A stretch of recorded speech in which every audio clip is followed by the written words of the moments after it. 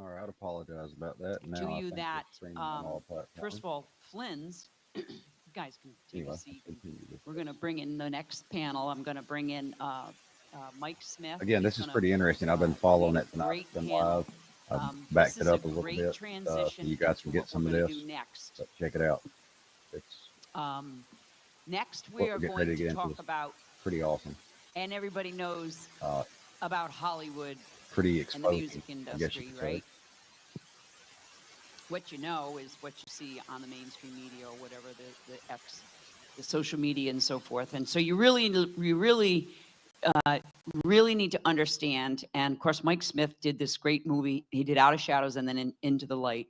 And the Into the Light movie was a very deep dive into what how Hollywood was influenced by the CIA and so forth. So we're going to talk about all that kind of stuff. But I just want to give you a little brief on my life. So first of all, my mother and father were tremendous people. People always say that about, how's your family's? Well, we had a really good mother and father who loved each other deeply. And we have 9 brothers and sisters. There's 5 boys and 4 girls. I'm born between generals when they make that joke about me being the master sergeant. Well, I was the one that was always stopping them, the 2 soldiers, from killing each other, because that's all they did was play army. That's all they did, capture. That's all they did. Michael was the interrogator, and Charlie was the one captured. Great man. Hope someday you get to meet General Charlie Flynn, who's a 4-star, who just retired from the Pacific Command. First time since 2 brothers were generals since the Civil War. Little history there. And they weren't West Point. They were from little old Rhode Island, University of Rhode Island. So there you go. They were not West Point, which is a big deal in that kind of high level, right? And by the way, General Flynn, Michael, is on the board of West Point, and President Trump, asked Michael to be on the West Point, which is great because They need leadership now. We got to get rid of all this DEI stuff. It's terrible. Navy's suffering from it, in particular. But anyways, the great thing is I remember my brother telling us that, he got this call and so forth, and he had to remind the president that, well, I didn't go to West Point, So that was funny. And, because President Trump is so funny like that, he wants people to step in. Well, yeah, that's right. I know that. Well, that's right. That's why I want you there, because we need leadership. We need our big, generals and officers to be the men that we need to, lead this military, this military is the most powerful military in the world, and it should stay that way.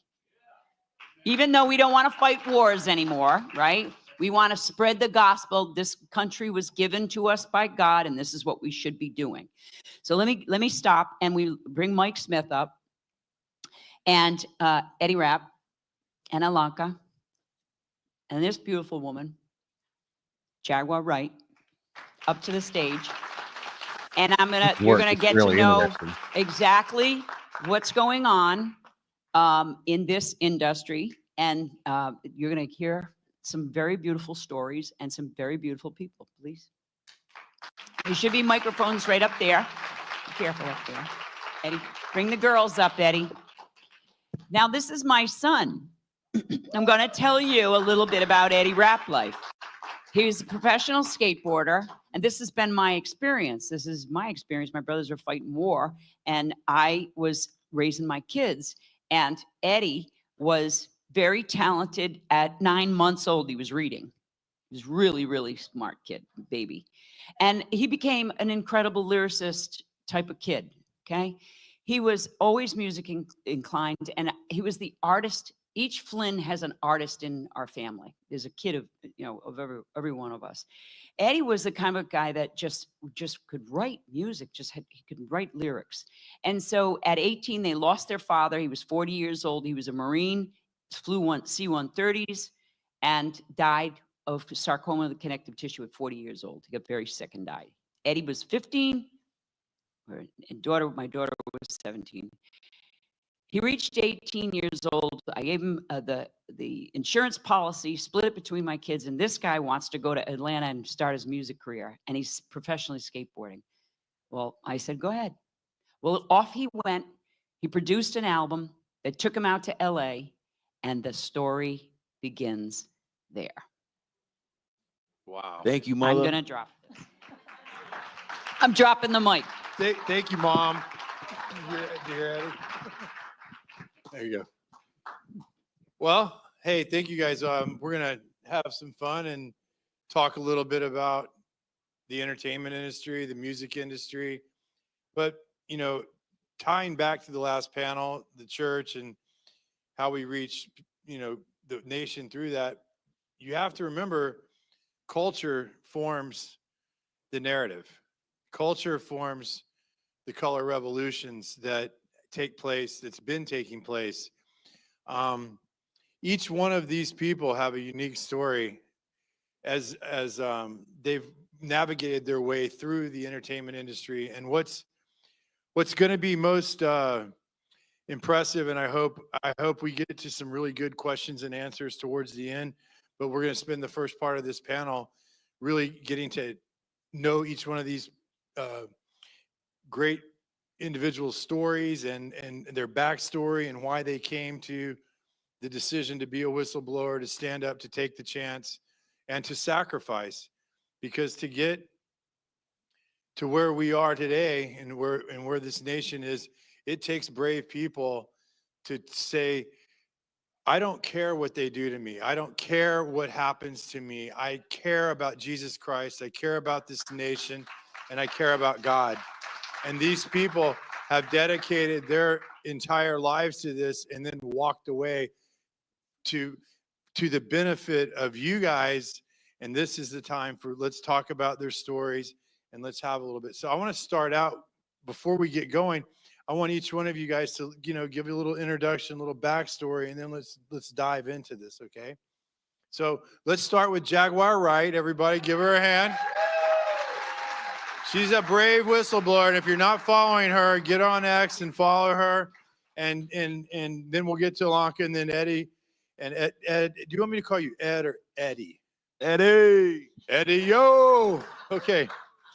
Yo, Eddie, rap life. Okay. We got this. All right. So Jaguar, could you just give, I mean, your story is so fascinating. You've done almost everything in the music industry. You've got 600 songs you've written over your career. You've seen the gatekeepers. You've seen the Spend time with them. Yes, you have. Once upon a time, I used to think they were awesome people. Once upon a time. We all did. Because when you before you go, I think everybody goes to Hollywood. We watch movies, we listen to music, and we think to ourselves, "Oh my God, if they could just see how good I am or how talented I am, I'm gonna have a chance." Well, let me tell you something. What you see are not necessarily the most talented actors or the most talented singers. What you see are the most talented people willing to take the deal. The most compliant. as The I most say. compliant, because you're going to have to be controlled. They're not going to give you that elevation. They're not going to give you that position unless you are controlled to some degree. That could be money. That could be sex, secrets. It could be drugs, but it's some sort of compromisation. Yeah. So, Jaguar, why don't tell us about how you started?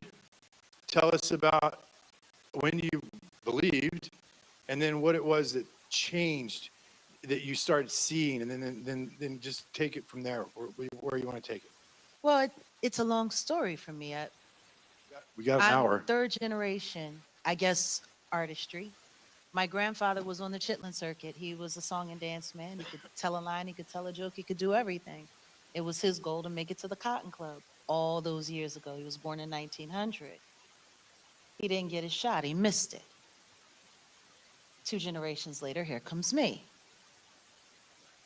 So art and just everything, it was always there. I was always very talented, always very gifted. But my father was no. My father was also a preacher man. Amazing voice. The truth is the voice that I have, I inherited from him. And of course, it was given to us by God. But he was always so heavily against it.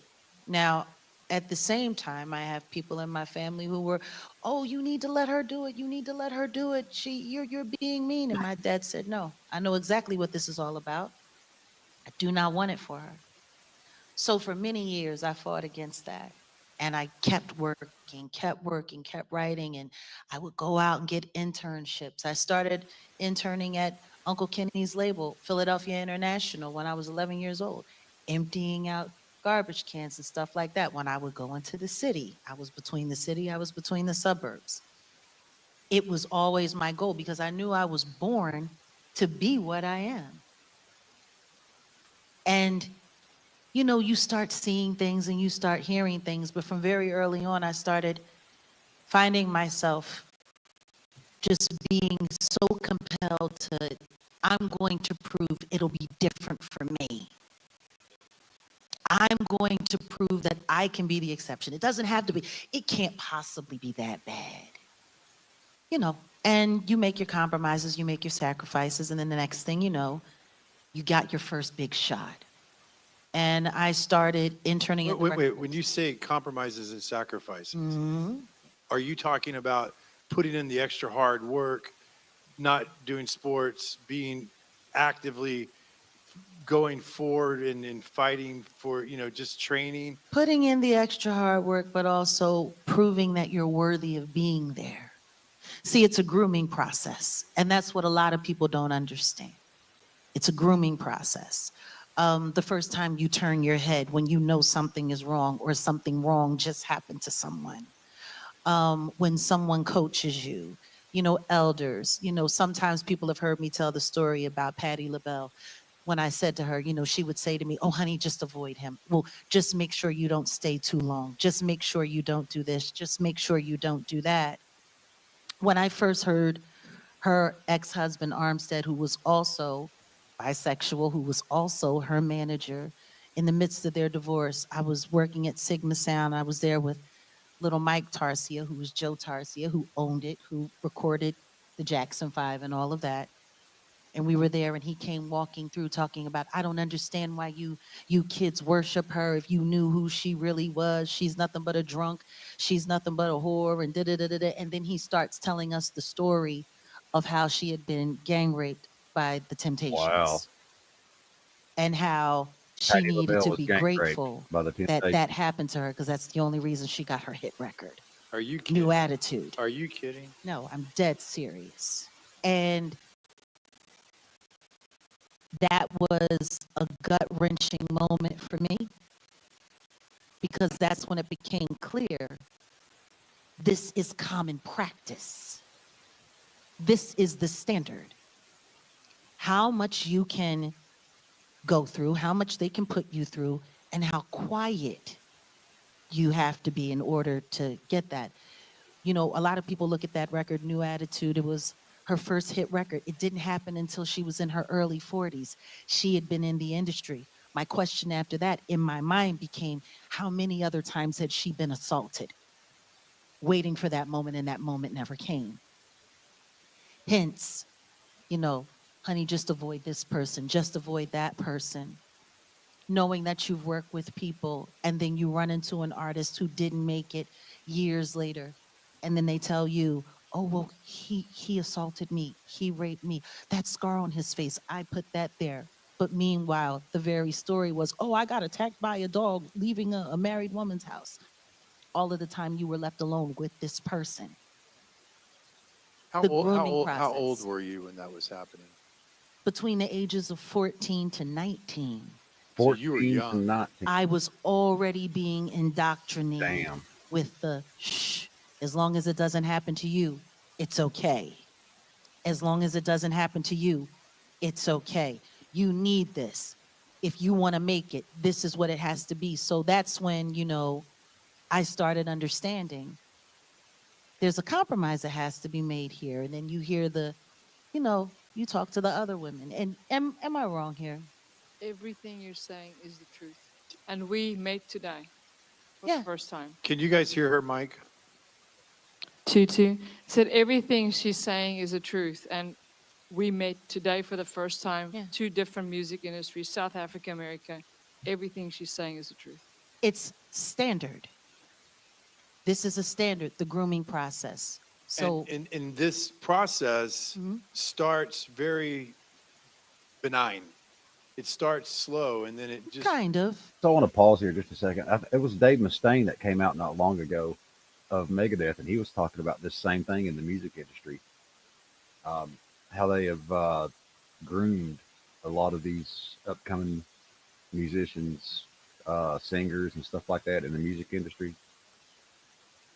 So this kind of gives a little bit of a foundation and a backup for what Dave was saying. But anyway, let's continue. yeah.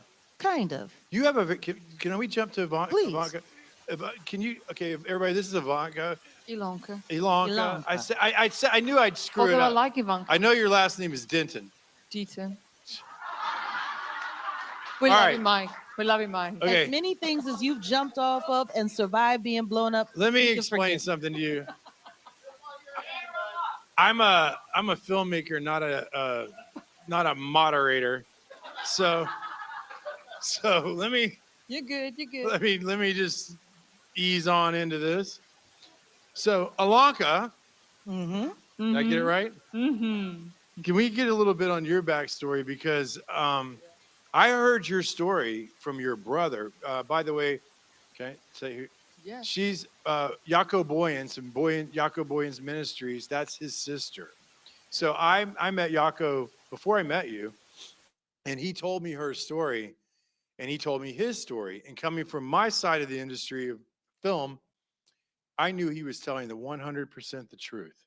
I mean, I knew the story, but your story is tragic, but it's also redeeming, and it's also there's a lot of hope there because of what you came through and what you've overcome. So not only did you struggle, but you had a amazing journey to get to where you are today. So can you just talk a little bit about what happened to you, and then we'll talk Sure. back, Sure. tie it all in? I grew up Hello, in a Eric Blank. broken family home with a single parent, my mom, and had a weakness of not having a dad, so we were automatically soft targets for the music industry. Both my parents were musical. My mom was a concert pianist, my dad sang, and I got my singing gift from them. And really, singing was an escape for me out of what was wrong in my home by not having a dad and having a mom who had to work 3 jobs just to keep bread on the table. And at 12 years old, they had a national singing competition, the likings of American Idol, but it's way before American Idol happened. And I entered the competition and went through all the rounds, and I ended up winning it singing Whitney Houston's The Greatest Love of All. And they offered me $50 as a reward. Yeah. And then the option for a potential record deal. And I thought, okay, well, what's that going to look like? Well, for the first period, it was really what I didn't understand then. It was them grooming me to see if I could be corrupted within the music industry. And if I could be corrupted, then I could get the deal. But the corruption happened the first time I was raped at 12 by a music manager. Then after that happened, they had me because they knew if he threatened to kill my mom, I was going to protect her because she was my only lifeline and my brother's. And if you've ever in your entire life, and you know this, if you've ever been in the presence of evil, and I'm not just talking about a person making bad decisions, I'm talking about diabolical evil who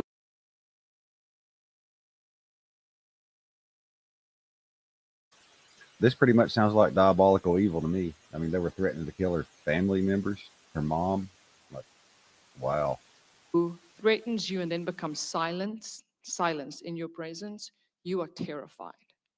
There's no way that you cannot believe that because they will absolutely kill your family.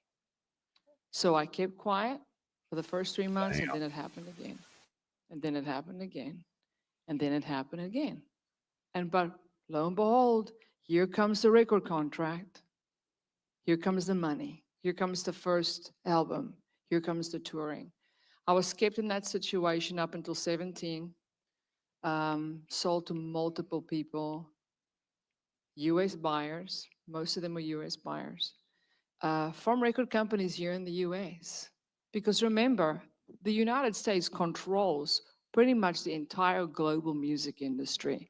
The same Sony that is Sony in the US is the same Sony that's in South Africa or in UK. Or the same Capitol Records, they're run by the same people. You just have what I like to call different regional managers who control and handle the artists. I was rescued out of that unintentionally by a police officer at age 17. My physical rescue happened when manager was attacking me and I was fighting. I was going to die that day. I was just fighting. I did not want him to rape me one more time. And by the way, this happens 10 minutes before you go out on stage. That's the thing that I wanted to, if you don't mind me interjecting, Oh, that's what please. makes what's happening right here between us so insane, because you were the woman that it was happening to, and I was the woman that was being instructed to turn your head. That's what happens. This is what she was signed up for. Her family's okay with it. What are you going to do? That's not your problem. This is how they do. They take some, and then they use us as the cover to be quiet, And to they make sure. play So, you. so if anyone asks, you're crazy if she outcries, because all of us are saying, oh, no, that never happened. No, that never happened. And they don't do it in front of us, but they do it right around us. Right around you. We'll And be they'll sitting say, here yeah. just like this, waiting for our time to go on stage or our time to be this. She gets pulled away, gets taken into the closet. She's being viciously assaulted while we're sitting there. And this is happening just feet away. People don't understand that my mom was in the audience Yeah, while I a was lot of being times raped parents are this there. far. Yep. But if I do it, I make $120,000 more. But they're going to tell her, you want to have her career? You want to have a contract like that? You want to be on Rolling Stone magazine cover? Then you need to do that. You got to compromise. But what she said earlier was so profound when you were talking about Patti LaBelle, saying to you, Don't, honey, don't do that, Yeah. okay? I just had a conversation with someone in the bathroom earlier where I What said, you think about when you are Britney in a Spears and trafficking Justin Bieber? situation like that, the Or new female? girls that come in, you feel compelled to protect them. So you'll tell them, don't talk back to this one. Don't do this. Be quiet. Stand over here. Just do as I ask you. Don't say anything. What she did to you, but Yeah. I did to younger kids under me. And that is still how the music industry is run. And it's wild because you actually think in that moment that you're doing something good, but you're not even realizing that all you're doing is giving that predator Access. another opportunity because they don't care about being caught. They want to know how much fun they get to have before they get stopped. Wow. That's how real it is. That So, is how real it is. so what I don't think people understand, and we talked about this in the green room, is how massive the trafficking is in the music industry. It's huge. This human sex trafficking in the music industry. Well, it's a means to an end. There's always a monetary deal cut with it. It's not sex for sex. You got to understand this. I was used to cut one of the largest diamond buying mine deals in South Africa by a United States company. But I was the gift, dressed in expensive clothing, Louis Vuittons, jewelry. You're their gift because a deal is being cut by some senator or some lawmaker or some rich person in the US that wants to own a diamond mine. And we were having this conversation earlier because while you're sitting there and you're being dressed and adorned and all of these things to be this special gift, they're telling all. What she said there, she was part of the deal, and like she was talking about the senators, being certain senators be involved in this. I've been saying, actually, I've been spewing this on the show for quite a while now, that all this that we're seeing right now with the whole Russiagate, and if you've watched the show, you've heard me say this. Everything we're seeing right now with the Russiagate, everything we're seeing right now with the Epstein files, all of it ties together. Why do you think they went after Trump so hard? Because Trump had everything on him. If you remember back, not long after I think it was not long after he had taken office, he was on the news and he was saying, "I've caught the swamp. I caught them all. Let's see what happens." That's why they threw everything in their arsenal at Donald Trump to try and take him out. And back to the Epstein files real quick.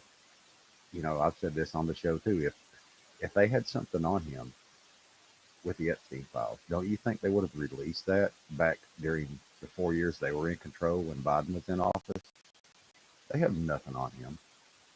But all this ties together, every bit of it, and it's all going to come out in the end. And I think it was last night's show I was saying this too, is like, and actually I think I said it a couple other shows, but the public is being slow walked into what most of us have already known for a while. That way, you got Trump right now with the National Guard. He's federalized DC and got the National Guard and stuff like that.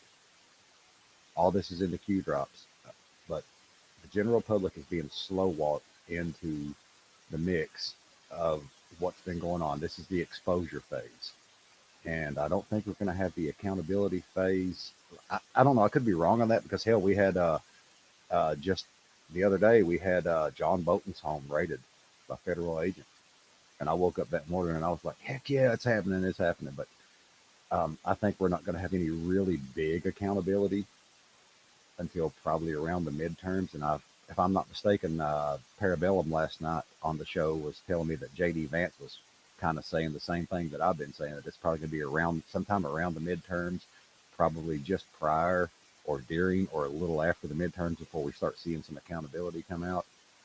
But it's going to happen. And again, the general public is being slow walked into this.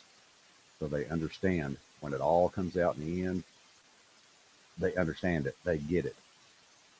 Because Hillary Clinton, Oprah Winfrey, Barack Obama, the Bushes, and many others are involved in this. But anyway, let's continue and see what else she has to say here. All the other artists, do you see this? Do you see? And they teach the girls to hate her. Yep. Oh, you see, oh, well, you're never That is going to so get that. true, It's, Jaguar. it's It's manipulation. A huge lot of these manipulation. studios out here, they say they're making music and they're not making music in there. It's just a big front. They just might have the beat playing, and what they're doing is they're messing around. You know, they're screwing each other, and they're doing everything that you could possibly think that would happen behind closed doors. And it's very bittersweet when you come in and you have a creative sense, and what happens is you think that you're going to do this, and when it doesn't happen, it brings doubt, and it bashes you down, and it'll steal your joy. That's what they try to do, is they'll try to break your spirit. Yeah. So what ends up happening is that you get turned off. Once that thing that brought you peace, that you love to do, it's not around anymore. So you're like, this thing don't love me back. And what ends up happening is that you get turned off, you get burnt out. Just like, if you work a job all day, because you think like, oh, this is a business. This is music business. This is how I'm going to make my living. Yeah, I start work at 9 o'clock at night and I go all night long. And sometimes that's when the best creative ideas come out. We don't have the normal stencil that you would put in for your, like a 9 to 5, not knocking anybody that works a 9 to 5 at all. Because a lot of times you be up here on this platform and you wish that you could just go home to a refrigerator full of food and a roof over your head and a safe place where you could just kick your feet back. Now, this could sound like an avid complaint. Oh, you got it good. You're living your dream. Well, I want to say thank you to the people that make this freedom. They don't do it just for us. It's their responsibility to do it.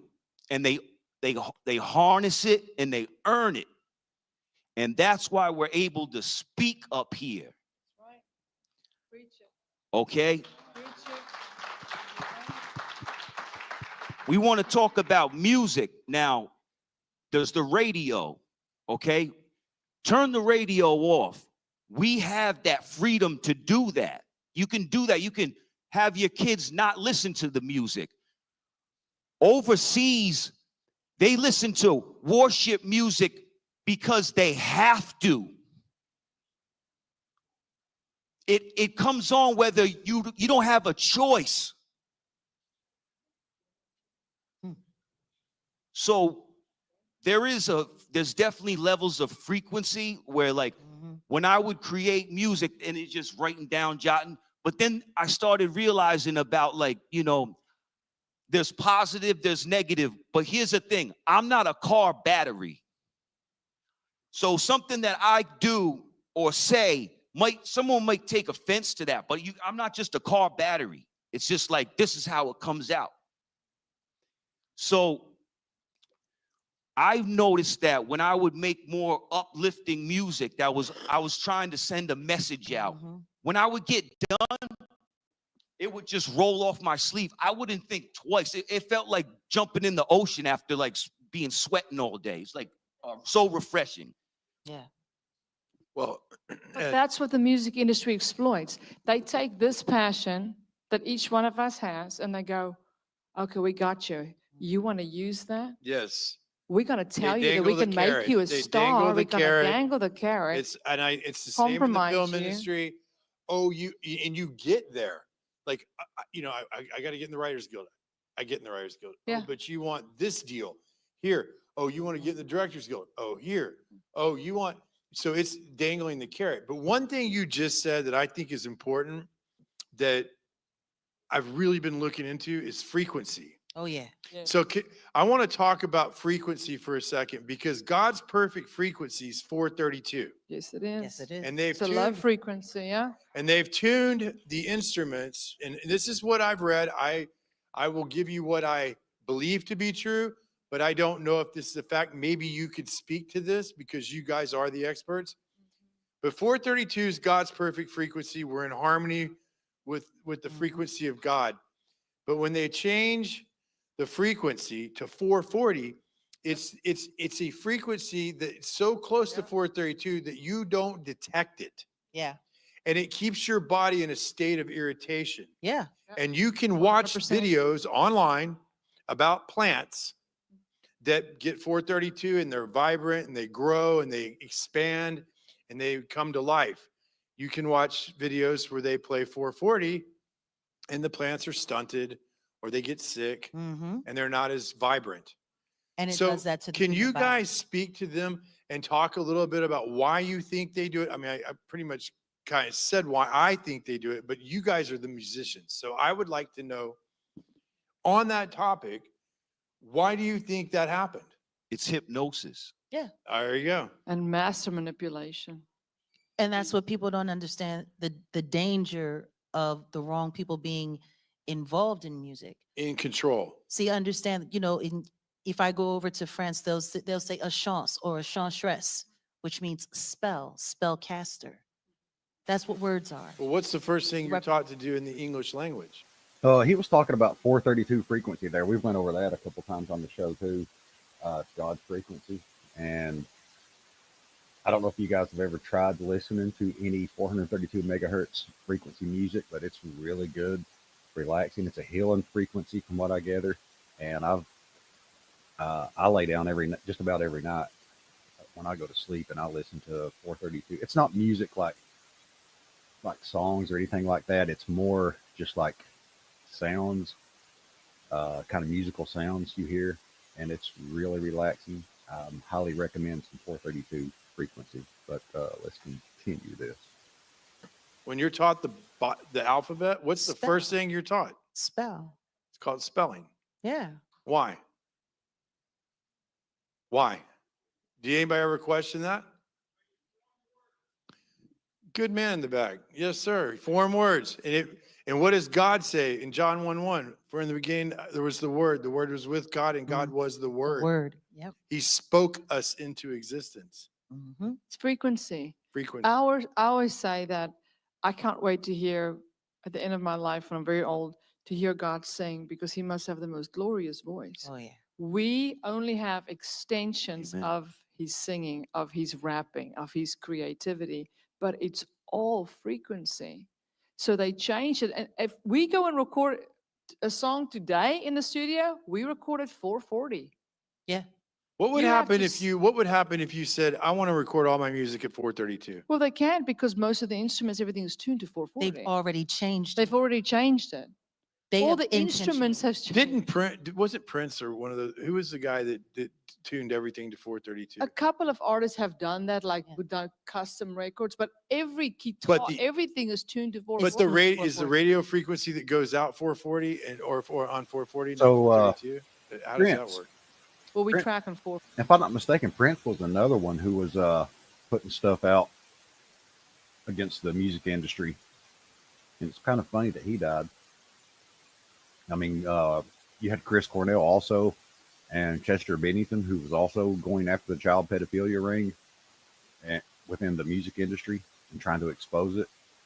And mysteriously, they supposedly committed suicide. Anyway, just wanted to toss that little bit of info out there for you, a little tidbit. 40, but I think they put it out on 432. But if we record vocals, it's in 440. It's in 440. It's interesting. It's totally interesting. But it's still, even if you listen to Glory of Love, which I love by Peter Cetera, even if you listen to that song, for instance, a love song, you're still getting it in that same adjusted frequency to where you would not feel as peaceful as what you would in the correct So frequency. of look, music. can I add, you had a crazy career, right? You recorded and wrote songs for some of the biggest names in the rap industry. Who are some of the people you worked with? Everybody. I've had my music played for everyone. I had a production deal. That's basically what you call modern day slavery, where you sign your rights away, and then they sell you to one of these big companies, Sony or Warner Brothers, whatever the big label is, UMG. Yeah. Universal.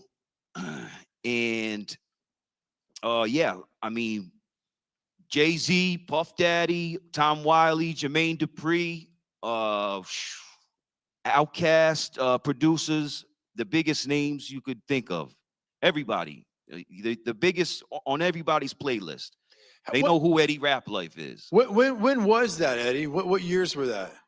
That was around 2006, I believe. See, you came in behind me because a lot of people forget that even though I'm a vocalist, I was also an MC. Right. So I started interning with Wu-Tang, and then I was with the Roots, which brought us Jay-Z Unplugged, and then everything else that I did. So I understand your story completely because I know how the ghostwriting world works. People would be surprised how many of those hit records and those hooks that they heard were mine as well. Right. And how much money did you get for that Oh, Jaguar? well, All the you know, royalties of they'll, that. oh, no, you don't get come the on, royalties. No, they give you a couple of thousand here, a couple of thousand there, while they're making millions. And it's not even legit buyouts. Exactly. Not even legit at all. Yeah. So a thing that's very difficult is if you're not versed in this business, you're gonna get robbed. Your intellectual property, you can Out the window. kiss your ass goodbye out the window with that. Absolutely, it's gone. And imagine a kid that's just all he wants to do is create. He's brilliant, he's talented. I'm not just talking about myself, I'm talking about kids that are right outside of this building right now. You're talking about everybody that was on Rockefeller Records. Yeah, You yeah, realize that. yeah. I got a song stole by Jay-Z. Motown It was is called Motown. Mama So Proud of Me. And the next album he came out with, he had a song called Mama I Made It. And he listened to my song, he liked it. I sat down, had a meeting with them and his people. They're like, nah, we can't do nothing with this kid because he doesn't drink the Kool-Aid. He's not gonna bite the biscuit. We can't do anything with him. He rides a skateboard. How are we going to insure this kid? He's jumping off the building. What are we going to do with this? What happens if he falls and hits his head? Later, we just gave him a couple $1 million or whatever, whatnot. So these are the things that you go against. I never thought walking into it, I show up to win. I don't just show up to play. And that's what I could be faulted. I didn't put on the pink bunny suit and dance around. I didn't put that on. Ride your skateboard. I wasn't like, Come on, Ed. you ain't catching me out there with that. No. No. You know you're a man. You know that, right? I say no to everything but God. Amen. Amen. Amen. Amen. Hey, so let me ask you guys another question. So to keep it going, you and what was your? Let's talk about some positive stuff for a second. Sure. What was your best memory in your time during this? Because I was in the film industry. I had some bad experiences, but I had some great experiences. So what kept you going? And then what finally turned it off? Like, I'll ask each one of you that question. Like, when was it that you were like, okay, this is good, I'm having a good time, and then all of a sudden something happened and you're just like, I can't, it's too much. For me, finally getting away from having to work with the crews and doing all of that and being able to have my solo career, I thought I finally had found a space where it was for me. When I think about all of the years touring, I was on the road about 310 to 315 days a year. That's a I hard visited life. home. That's a hard I life. did that for 7 years straight, leapfrogging time zones. I've played 1,000 cities in my life. Who are some of the people for them that you play? I mean, I know we know, but tell the audience I've about. played with everyone, They don't like know. literally everyone. Like I said, I started with the Roots, worked with Jay-Z, Grammy Award winning projects like Right. Al Green. I did his last studio album for Al Green. I've worked with everybody, like literally. Like there's if you goodness. The thing is who haven't I worked with? There That you would go. be the There you best go. question to ask me. Weird Al Yankovic, never worked with him. Hey, that's probably a good thing. But actually no, because he paid people their royalty. Oh, really? Wow. But Well, you that's know, ironic. I worked with Patti LaBelle for Didn't crying know out loud. Weird Same Al was a good backgrounds for guy. her. Actually, no, I never worked with Mariah. Mariah was always What about very J-Lo? complicated. No, I watched her record. I actually knew the engineer that constructed the $175,000 microphone to correct all of her bad notes because she couldn't sing. What? Let's back that up just a little bit here. I want to hear that again.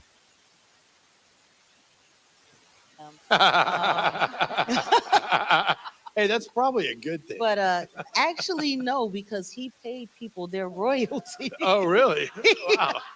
But Well, you that's know, ironic. I worked with Patti LaBelle for crying out loud. Mariah Same Carey? backgrounds for her. Actually, no, I never worked with Mariah. Mariah was always about very J-Lo? complicated. No, I watched her record. I actually knew the engineer that constructed the $175,000 microphone to correct all of her bad notes. $175,000 microphone to correct all of her bad notes because she can't fucking sing. Wow. Because she couldn't sing. So, you know, I was a studio rat. I was always there, you know. Some of my favorite musicians that I work with, Pino Palladino from The Who, he did a lot of my bass lines on my earlier albums. Scott Storch was my early writing partner. Wow. You know, so I was there. Like it's funny, but for me, when they started realizing that I wasn't going to conform, I became the woman who was always saving, always stopping. Every time someone was getting blackballed, I would bring them on the road with me. Every time somebody was, I tried to stand in the gap. And then the next thing you know, I got banned from Clear Channel. They wouldn't play my records anymore. If I wasn't on Clear Channel, I couldn't play this gig anymore. I couldn't play the Jazz Cafe anymore. I couldn't go to, so it was all a squeezing. They were funneling it. It's squeezing, and you have to come in. You have to come in. And I had kept my mouth shut for all of the right things. I turned my head when I was supposed to. I was silently, secretly trying to save people and doing all of that. And then that was it. I was an independent artist, and then I had to fight even harder. And I think what really did it for me was when I left Philadelphia because I had done a whole rock and roll project. I was like, you know what? Maybe if I just move into another genre, they'll let me have it. And I always wanted to do rock and roll. And then I signed the deal, and then the company was bought. They kept my masters. I lost about $2.3 million. I funded that whole project out of my own pocket. And then they kept doing that. That's very common. And the breaking and the breaking and the breaking. And it was, see, when they want you, when you have the kind of gift that you can't get anywhere, that you can't, they don't want to get rid of you. They want to use you. Yes, yes. They want to use you no matter what. You know, it's really weird. There's AI programs out there now where they have a Jaguarite filter because they've gone through and they've collected all of my voice samples from all of my projects to create a filter to reinvent me so that they can use me, so Right. you don't have to hear me. Yup. And we're going to get into that on the next panel too, because Yep. that I'm going to tell you right now, that next panel, not to cut away from this one, but the next panel, your digital ownership for the film industry and the music industry, Mhm. and your sovereignty as individuals and sovereignty of this nation is probably the most important thing that you can fight for in the future, because AI, you guys know this, if they get your voice sample, your face, your side view, your back view, they can create a clone of you. And we're going to talk about that later, but she's 100% over the target. And those filters, they can put that over anybody or It has no soul. It had, yeah. You can gain the world. All right, Big Country's joining us. What up? Have you got to watch any of this so far? No, I'm just now tuning in, man. Oh, they were talking about frequencies. Like they were talking about the whole music, the trafficking in the music ring, the music industry, and what they've went through. You're gonna have to go back and rewatch some of this. Like it's a lot of stuff that we've went over down the rabbit hole segments on the show about pedophilia within the music industry, within politics. She's talking about congressmen, the lady in the middle there. Yep. She was part of a big deal where she was a gift to some congressmen or something along those lines. But she was actually raped right before she went on Oh man. on stage, and her mother was in the audience. She was talking about that. And then this guy on the end, if I'm not mistaken, I think he is General Flynn's sister's son. But Ivan Raikkonen has been on here too. But yeah, this is pretty good. Let's give it a little more watch here. All right. And you can lose your soul. I choose to lose the world and keep my soul. yeah. There you go, Ed. Amen. On that, Mike, every single one of us had to come to a point to where we had to make a decision in the music industry to say, I refuse to be a victim of the system. Whether that means losing record deals, losing pub deals, not having people listen to me, people blackballing you, shaming you, ruining your name, ruining your reputation. It doesn't matter. Each one of us had to come to that place. But once you do, and for me, it was a journey with Jesus. Amen. All the trauma and the pain that you've gone through. You spoke about the temptations. Jimmy Ruffin's daughter, who was given away, by the way, dropped off at a fire station after he raped her mother. She gave birth, they made her not keep the baby. Gave the baby away, dropped the baby at a fire station, is one of my very dear friends. So you look at David Ruffin, who wrote, "What becomes of the brokenhearted?" And you're like, oh my gosh, how can you do that? It doesn't make sense in the public's mind that it could be this evil. But you get to a point Those where you people go, run I'm deep. so sick and tired of playing this and being used. I'm out. I'm getting off the bus. I'm out. 100%. And that is when you get to that point where you go, I don't want to win any more awards. I don't care how much money you pay me. Don't want record deals. When you get to the point where you look at the award and you feel ashamed for thinking it meant something. I won an award. I'm not even going to name it. And I can't even tell you how many awards I never even bothered to pick up. It's like a doorstop in my barn because I don't care anymore. Like that does not, I can so relate to what you're saying because When you know what it means. and you're like, and by the way, They didn't give you that because you're talented. They gave you that because they broke you. You're Yeah. corrupted. And because you were able to be corrupted. And the more of those you have, the more corruption is around you. Correct. I do not care. But you know, if you look at the 10 commandments, it says, thou shalt not bow down to any graven image. What is an Emmy? What is a Grammy? What is it? These are Yeah. graven images made by man. Idol And the truth worship. is, if you take a Grammy Award and you go to a pawn shop, you're not going to get at max $1,500 for it. It actually has no value. It's the value that we place on it. Amen. Yep. That's right. Amen. Hey, do you guys want to take some questions or, maybe take some audience questions? Sure.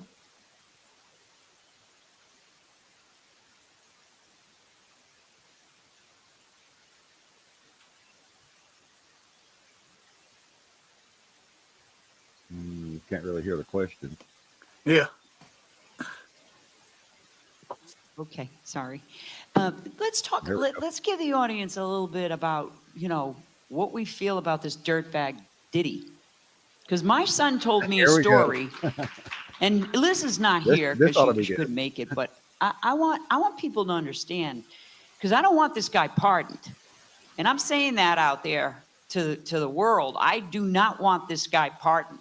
President, if you're listening to me, I do not want this man pardoned. And I know that a lot of people don't want this man pardoned. Even to say this is ridiculous. And, you know, I think we need to talk about that, because my son, his manager grew up with him.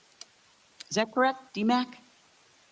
Yeah. So everybody around Puff Daddy is basically dropped off the face of this earth. With that being said, they're dead. They've deceased. Everyone around them, all the artists died. I would say the big ones. What happens is you sign your publishing off, and you're a slave. You might be here in the skin suit, but you're gone. You're not here anymore. It's just like somebody who has a tough addiction problem, and that was your friend at once, and then now it's just gone. So that's what happens. It's an abuse of power, and it's what happens if you're not headstrong. If you got a plastic spinal cord, then you're gonna be gone. So this guy is he'll take anything that he can. What do you think the girl was running through the hotel? That was in like 2012, 2016. 2016. Yeah. Cassie, yeah. So it's been And the reason why he wasn't prosecuted for that was because someone kept that hidden long enough for the statute of limitations to pass, which is Yeah, how that's what most they do. of They these bury their people shit. get away Yeah. with what they're doing. Part of the reason why the RICO statute didn't hold up is because they weren't able to use the evidence from Kid Cudi's car being blown up, because they had paid someone on the police force to get rid of the police report and all of that. It's that's the thing, and that's part of the reason why, you know, I've been moving in the direction that I'm moving, speaking to other people, interviewing people. We did a really brave series this year, and we've caught a lot of hell for it. We still are. With Demore Hadley, the CEO of Rock Nation, Diddy and Jay-Z. A lot of people like to think, oh, this one operates. No, they're all the same. They're all the same. This is like the Justice League of evil. It doesn't matter what the lawyers say, oh, they just work. No, they're all very close friends. They all work together. And that's why I've been pushing in other directions, getting people to look at other things, because to get one is not enough. We have to get them all. We have to get them save all. the music. Amen. What do you think? Just like the deep state. We got to get rid of all the deep state. They are deep state. Yeah. Elanka, can you take the P. Diddy question, please, and also explain to people who knows? Like, everybody knows. Everyone. Everyone in the industry knows. Can you two talk about that? Everyone knows. Everybody knows. And that's why we were taught to be silent, to be master secret keepers. As soon as you speak up, Mike, you can speak into this. I know. You I you know. understand the line of corruption. There's 3 ways to do it. Money. There's a blood sacrifice. Oh, here we go. Come on, talk Come about on, it, Mike. Michael. There's a blood sacrifice that gets made. Somebody is either raped, Or corrupted, or you film, or you doing transition, pornography, Yep. or you transition or you to become a transition one of your kids. And if you do one of those things, you can have a smashing, fabulous career. And Like if you your go soul look, dies, you go look sell it at to that, you go look at that, and think I'm telling a lie. Go look at how many stars have kids that are being Transition. transitioned. Why? Or athletes. Why? Look into who owns the NBA. Look into who owns CAA and who his brother is. Yeah. Look at you guys. I know the answers, but it's not for me to know. We're here to hopefully open your minds and make you go dig a little bit, This because- is interesting. because the truth That isn't is told interesting. to Dig a you. little bit. The truth is Yeah. learned. Yeah. And you guys have to learn the truth for Yep. yourselves. He's right. Just because we give you some 117%. information, I don't ask you to believe me. I ask you to go look into it. Take the breadcrumbs. And follow you're the going to trail. go and pull away from that your own discernment and your own truth, because That's what it's about. And yes, I know like I expect Laura to do something like that, but you know, like when we're talking privately, you know, there's things that I want to. I don't want to sound crazy, because some of the stuff I know sounds crazy to normal people because you guys Yeah. don't know. I deal with it a lot. Why does it sound, no, but see, that's the thing. Why does it sound crazy? That's right. Because all of these things are emulated in TV shows. They're emulated in movies. We see it. They show everybody, everything that they're doing. And they say, oh, it's just a movie. It's just a TV show. It's just a this. It's It's just a conditioning. that. No, they take this and they put it all right in front of your face to desensitize you to it. And then they tell you that it's all imaginary. It's all, so when you see it happen in front of you, there's a young rapper who passed away in 2020 named Mo3. He died on I-35 South. Broad daylight, the middle of the day. It was all captured on camera. Guess what we're finding out now? That it was all staged. See, if you look at the footage of it, you'll see him get out the car. They stop on the highway in the middle of the day. It looks absolutely insane. He sees someone, you can tell he knows this person. He starts talking to him, he turns and runs away, and then he's shot in the back. And then everyone goes off. And that's the way it looked. And that's the story that was told. 2 young men were arrested for it. They are just now being released because they've now arrested the person who helped orchestrate it, who's a Rock Nation artist named Yellow Beezy.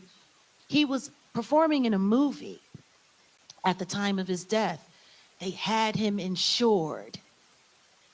Because, see, everyone in movies is insured. I'll give you. He was called and told he was doing a final scene, a cut scene that they didn't have, an action scene, which is why he was so complicit.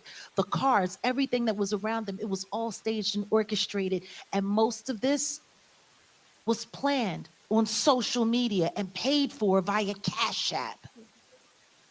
There is a Come on. there's a car lot in Dallas where all of the cars came from. Cars that are probably still being sold and marketed right now, that all orchestrated this entire scene.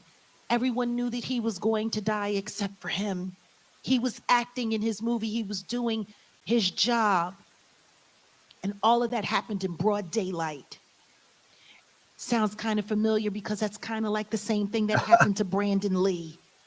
I was getting ready to say Bruce that. Lee. dude. Me too. I was My thinking best the friend same was his stunt thing. double, and he was supposed to be in there, and Brandon moved him aside and said, "I'll do it." So I know that story firsthand very well.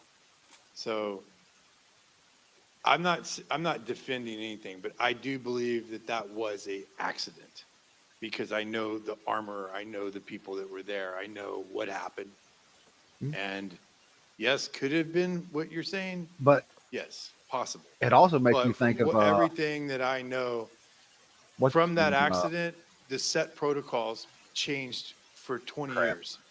It changed, like there was protocols, and that's why there's rarely an accident on set. Now, if you want to talk about Rust, the movie that That's it. just That happened, part. That's what I was I getting was at. about to ask you that. okay, I know all those people. I know people that were there, It made me think of that too. and it makes no sense how it happened, but from what I was told by people that I do trust, I think there was look, when an accident happens on a set, it's not one bad decision. It's a series of bad decisions That's every that accident. lead to a tragedy. Yeah. Okay. And what happened in this case was, if you've ever filmed in New Mexico, there's Albuquerque and Santa Fe. Right. And it's in between. There's a lot of little places that you go, and there's one place that's kind of right in the middle. So the local crew from Albuquerque, they're considered local, but then say the guys come down from Santa Fe, they're considered out of town or out of the range. Right. So there's more bonus money there.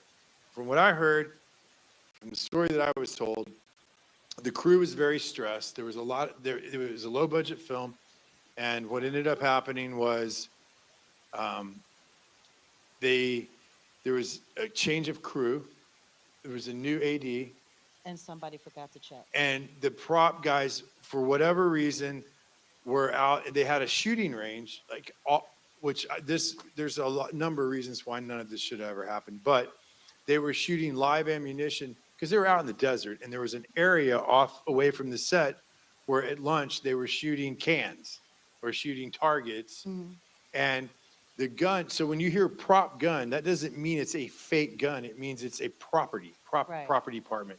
So a prop gun, the guns that we shoot in the movies, those are real guns. They just have quarter loads with blanks. They're just small loads, and they pop, and just enough to get the weapon to cycle or revolve. So what I was told was they were called for a cold gun on set. Well, someone ran to get to the prop and pulled out the prop cart, and there was, the different prop guns, and they could have grabbed one that they were shooting over there with. That was a real gun, not knowing, and it was an accident. And yet they put them on trial like they did. Well, It was crazy. listen, That whole thing- that whole thing is And crazy. it's entertainment. Yeah, but I'm You're saying- gonna go see the movie. Yeah. If not, you're gonna read the book, and that's what's gonna end up happening. It's all entertainment. If you don't take the deal, then you're gonna end up. They'll find somebody else that looks just like you. Doppelganger, ill-gotten gain. This is what we're talking about here. Somebody's gonna eat that biscuit. Someone's gonna take it. Yeah, just like a mousetrap. So what do you do with that if you're a parent like me and we're moms? What do you do when you have a child that is creative? Can't send them to the Voice Don't of send American Idol and Don't send them to the I industry. purposely never let my kids work one day in Hollywood, and I know they were Right. mad at me their whole lives. They grew up with Jaden. I trained. I was one of the guys who trained Jaden as a 12-year-old for the Karate Kid. I was one of his trainers. My daughter and Jaden were the same age. Willow and my other daughter were the same age. They were normal kids Right. at that time. Yeah. And Jaden was the coolest kid. I loved it. And I look at him now, and he's got a box on his head. Look at Bashir Gray Yeah, I from mean, Empire. it's insane. And I've known Will. I mean, I met Will when he was still doing the Fresh Prince, like back in the day. And then I worked with him on Wild Wild West. I worked with him on. I mean, the thing is there is a club, and unless you join the club, you're not going to elevate. What's And that to remind join you that of? club, Big it Country? requires a sacrifice, like we were Yep. talking about. You're either going to get, they're George either going to get Carlin. you with money, they're going to get you with ego, they're going to get you with drugs, or they're going to get you with sex. It's a big And club. once they got and you ain't in it. they're going to keep you down, dangle the carrot. Oh, Mike, I mean, you'll make a living. You'll be able to work. But Yeah, as long as you're useful. yeah, Yeah. well, because like in my world, there's not a lot of guys that do what I do. Yeah. They needed, I mean, there's a lot of actors, but when it comes to doing falling out of a window or getting hit by a car, Not a Or- lot of people are going to do that. yeah, not many people are lining up for that. But when you So- buck against the system, Mike, then when you buck against the system, you lose it. What's that? When you buck against the system, you They lose take it, it all so they away can from show the other artists this is Oh what's yeah, gonna look what happened to him. when you do he, this. I was telling Joe or someone this earlier. I saw a craziest thing happen in my life in a production meeting, and I'll make it quick. This I was in a meeting. It was a big production meeting. Director, producer, studio execs, everybody's there, and they're talking about this action sequence they wanted to do, and they're talking about a moment where they wanted this to happen, and one of the oldest effects guys in the business stands up and he tells everybody in the room, "You're going to get somebody killed, you stupid, Yeah. this is not going to work." And he laid it all out on how perfect he explained it. Studio executive stands up and goes, "Sir, you just proved you're the smartest man in this room. Now leave." Yeah. Fired. And I was like, Yeah. whoa, you can be right and still be wrong. It's not, you can be right, and it's not that you're wrong, it's just you can be right. We don't And want still you to get be right. fired. We want you to be complicit. We Still get want fired. you to be compliant. We want you to be okay with everything being wrong. And that's when you'd be surprised. There's a lot of fence sitters in Hollywood, and you can't sit on the fence. The devil owns the fence. You got to get off the fence and you got to get to it. Yeah. Because I'm telling you, I watch fence riders and do either. I mean, and I say this because when I found Christ and God came into my life, I tried to go back to work and pretend like I didn't believe what I believed. But one thing I did know was I know God knew. Yeah. I know God knew that I knew, and that I'm going to stand in front of him and he's going to say, hey, I showed you this. What did you do about it? Yep. And if I can't answer everything I could, God, I don't deserve to heaven. I don't deserve it. So that's why I made the sacrifice and the choices I made to make out of shadows and then to follow that up with into the light, because that was what God put on my heart. You know, talking about getting involved, doing your local action. What can you do? Well, I was given the ability to tell stories. You're given I wish I had the ability to sing. I am the worst singer and dancer on the planet, but I can fight. So it's okay. It's a trade-off. I'll take it. But We'll sing for you, Mike. please sing for me, because I sure can't. But I think it's the most beautiful, powerful, moving gift God can give a human is song, and because everybody can relate to song Or the and ability to story. play an instrument, And I so, think, too. I know we're getting to the end here. Can we just do last thoughts or oh, you have some questions? Yeah, please. I wish we could hear the question. Yeah, me too.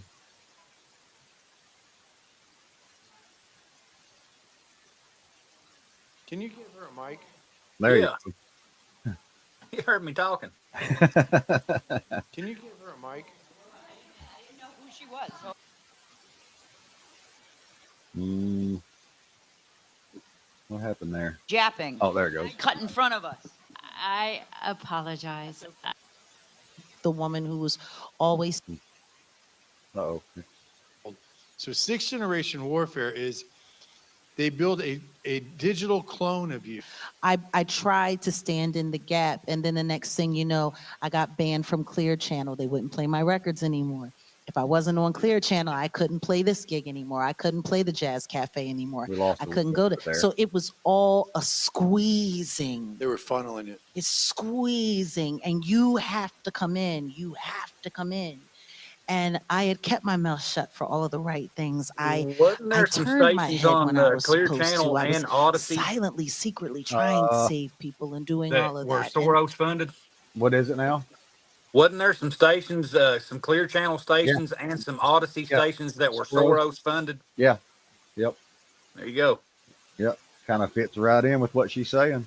Yep. then that was it. I was an independent artist, and then I had to fight even harder. And I think what really did it for me was when I left Philadelphia after because I had done a whole rock and roll project. I was like, you know what? Maybe if I just move into another genre, they'll let me have it. And I always wanted to do rock and roll. And then I signed the deal, and then the company was bought.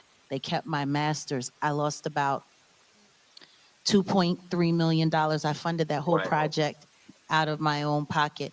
And then they kept doing that. That's very common. And the breaking and the breaking and the breaking. And it was, see, when they want you, when you have the kind of gift that you can't get I think this may have anywhere, backed up a little bit.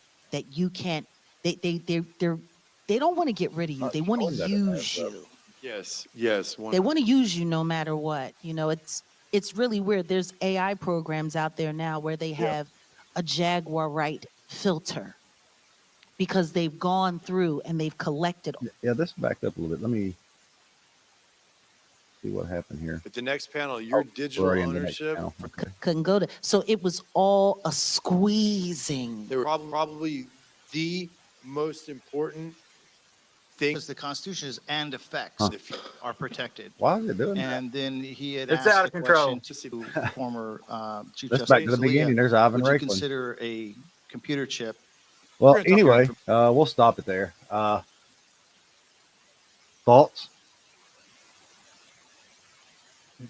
Just what he was saying about the club, that it's one big giant club and you're not in it. That's like George Carlin said, it's one big club and you ain't in it. The whole music industry thing I was making this comment earlier before you joined, is Dave Mustaine had came out here recently, and he was talking about the pedophilia and the trafficking in the music industry, and was speaking out about it. Yeah. And you had Chester Bennington of Lincoln Park, Chris Oh Cornell. yeah. Yeah, Chris Cornett, and not glamorizing that by any stretch of the imagination that it's a big, huge club and you're not in it. Yeah. Well, that goes both ways. Once you're in it, you can't get out of it either. Yeah, that's the thing with this too, is a lot of people have to understand is they find people, who they want to put in positions, and they find like their weaknesses, their fetishes and stuff like that. Oh And yeah, then they got to have a way to turn the screws, man. they use that to control them, and they'll Yeah. put them in a situation, and then after they put them in the situation, like they'll have hidden cameras or something, and then they're like, all right, you're going to do what we say, you're going to play ball by They're- our rules, or we're going to expose this shit. They're useful idiots. I mean, that's Yeah. it's the only way to explain it. But yeah, the whole music industry is corrupt. Hollywood's corrupt. Same thing. This goes back to the Coreys, Corey Haim, Corey Feldman. Yeah. Corey Feldman? I think's the one that came out here a while back, and it's been a couple of years ago, quite a few years ago. But he came out and spoke against. Yeah, Hollywood. talking about how he got handed around Yeah. at Hollywood parties. Yep, him and the Coreys got handed around and passed back and forth at Hollywood parties for Yep. sexual stuff. Yeah, they're not the only ones. They're just the only ones that spoke up. And it makes me wonder, like, you see a lot of crazy videos right now on X of, that Britney Spears is posting. Yeah. And yeah, she may have went legitimately crazy. I don't know, but still, it makes you wonder about people like, Britney Spears and Justin Bieber, because Justin, there was those ties with him and Diddy, and they were talking about Diddy and that too, but there's ties with him and Diddy. And it makes you wonder, like, some of the stuff that Justin Bieber posts, is he kind of giving, hey guys, this, like subtle hints of what's happened in his life or what he's went through, or trying to expose shit. And Britney Spears and Bieber are both prime examples of what happens to you whenever you do decide to speak out. They'll rock bottom. Yeah. I mean, they'll discredit you any way that they can. Yeah. That's what she was saying in this. They'll just discredit you. You want the $120 million, or you want zero. Yeah. Like she was talking about with the Grammy Awards and stuff like that. They don't mean anything. It's the value that we place on them as people. Yep. And it's all image. It's all look. Yeah, this just isn't movies and music either. I mean, this is those same kind of clubs are in the political stage too. Skull and Bone. Yeah. When all this shit goes and hits the fan, and I was saying this, I said it on last night's show. I've said it on a couple other shows, but tonight I was saying it as I started this little rabbit hole here that we're watching. At some point in it, I brought up that everything you're seeing right now is meant to expose. This is the exposure phase, basically, is what I'm getting at. And everything you're seeing right now is meant to expose you and prepare you for what's getting ready to happen in the end, when all the accountability comes. And I think a lot of people are really going to be shot off their ass when they find out who all is involved in a lot of this pedophilia shit. And all of it ties together, from Russiagate, the Epstein, and Trump's, starting to toot his horn a little bit about the Uranium One scandal. Like, all of this shit ties together. And this is one of the points I made earlier on this live that we're doing, is that I'm trying to figure out how to put this. I'm not going to get into that right now, but anyway, all this stuff ties together. Just this particular live that you're doing right now too, and I know this guy referred to this earlier in the conversation about whenever you tried to bring it to light, people just branded you as crazy. Yeah, exactly. And in the grand scheme of things, I think that this live that they're doing right now, I mean, it's just a breadcrumb, but it's a breadcrumb that's needed. It's kind of interesting that he mentioned that too, breadcrumb, and he kind of gave a hint of dark to light. But yeah, you're right. It's a breadcrumb that's needed. This is stuff that needs to be exposed to people. Because this stuff, I mean, if you just brought it all to light at one time, it is so outlandish that people will say, "There's no way, you're crazy. You've lost your mind." So this to me, this kind of goes back to the whole Q thing, drip, drip, drip, flood. Yeah, that's what we're. How many times have I said that? Yeah. That's what we're seeing is drip, slow drip, flood. Yeah, you got to spoon feed it to people slowly, or Yep. they won't digest it. That's what I said a minute ago. This is the exposure phase. People are being exposed to this stuff right now, and learning about like what the bulk of us already knew a long time ago. Yeah, So that way, like I said, in the end, when the accountability phase comes, then they'll understand it and they'll go, "Oh, I get why they're arresting this person. I get why they're arresting that person." yeah. I think a good parody for it too, and Dave says this on X22 a lot. People like me and you, the rest of the show isn't for us. We're already awake. Exactly, 100%, 117%. Yeah, We're already awake. This is for the general public who has no idea of this. Like, yeah. and I love her, but damn, my wife is she's one of them, but she just don't get it. It gets a little aggravating sometimes too, and I know it probably does for you also, Hex. That a lot of this stuff seems repetitive. Yep. But you have more and more people that are waking up every day that are just at the ground floor of this thing. So it does seem repetitive, but it has to happen. Yeah, you've got to keep putting it out there. Yeah. You know, hence like our show and many other shows like our show. You got to keep putting the stuff out there and getting it out to the people, getting the information out that they need to hear and need to know. Just like, you know, with this whole thing that we was live streaming tonight, it's information that people need to know, and it gets them prepared so that when the shit hits the fan, they're not going to panic. Because do you remember when we watched Q, the complete series? Yeah. And they were talking about how, you know, why didn't Trump do anything his first administration? Why didn't he just come in and arrest people? He couldn't. Yeah, exactly. Because what would happen? Because nobody would. I was probably one too that I wouldn't know what was going on. I wouldn't know why these people are actually being arrested. Is this real? Did they really do this shit? I would have had no idea. Not only that, but I mean, in his first administration, he was dealing with an entire cabinet that had been recommended to him by the deep staters. Yeah. You can't work with that. He had, you know, the ball really wasn't in. He was there in the White House, but the ball really wasn't in his court. He had limitations on what he could do. Hence, declassifying this information and getting it out to all the right people while he was in office the first term. But he couldn't make arrests. He couldn't do this kind of stuff because there would have been mass panic and riots and chaos in the street if he had done this in his first term. Yes. Anything that he's done that you've seen so far in this second term, had he done that the first time, it would have been. Oh yeah, that would have been suicide. And look at the difference now between his first term and the term he's in now, and what we've seen happen. Yeah, big difference. Yep. The ball's in his court now, and the gloves are off. It's balls to the wall. Yeah, and this also, Hex, goes back to what we've been saying the last couple of episodes where people are talking about arrest and they want to see immediate results right now. And like we was talking about his first term, you have to have all the right people in all the right places first. Yep. And like Q says, you know, we've got one shot at this. And like Q says, it has to be done right. It has to be done by the rule of law. It has to carry weight.